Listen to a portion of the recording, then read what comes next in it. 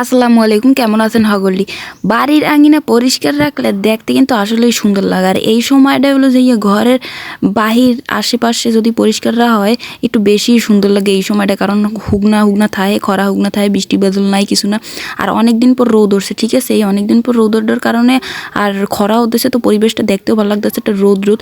তো মোর দাদি বাড়ি না, হ্যার মায় অসুস্থ, হ্যার বাপের বাড়ি গেছে, তো কাকি সব কাজ করতে আসে, মুই টুকটাক কিছু হেল্প করতে আসি। তো মুই এই বাড়ির আশেপাশে ঘরের আশেপাশে কুড়াই টুড়াইয়ে দিলাম কাকিরে, আর সকালবেলা শাকটাক একটু কুচাই টুচাই দিছি, তো একটু হেল্প করলাম। আর এদিক দিয়ে মুখে ভাত রান্না হয়ে গেছে, তা কাকি গামলা থুয়ে দিয়েছে, ভাত চুলের দিয়ে উড়াইয়ে গামলায় ঢালবে। আর এদিক দিয়ে তরকারি আনছে, মূলা শাক খাইয়ে ভাজছে। আর এই দাদু সকালে মাছ কিনে আনছে, সাগরের মাছ কি যেন, ভাল লাগে এইগুলো খাইতে। এইগুলা কাকি এবার এই বাজি বাজি করছে একদম কড়া কড়া। আর এদিক দিয়ে দেখেন কাকায় যে মোটর লাগাই থুয়ে গেলে, এই মোটর দিয়ে মোরা পানি টেনে একদম ড্রাম ড্রাম পুরো ভরে থুয়ে দিছি। মুগ এখন আর রান্দার পানি আনতে দূরে যাইতে হয় না, কষ্ট করতে হয় না, আর গোসল করতেও যাইতে কষ্ট হয় না।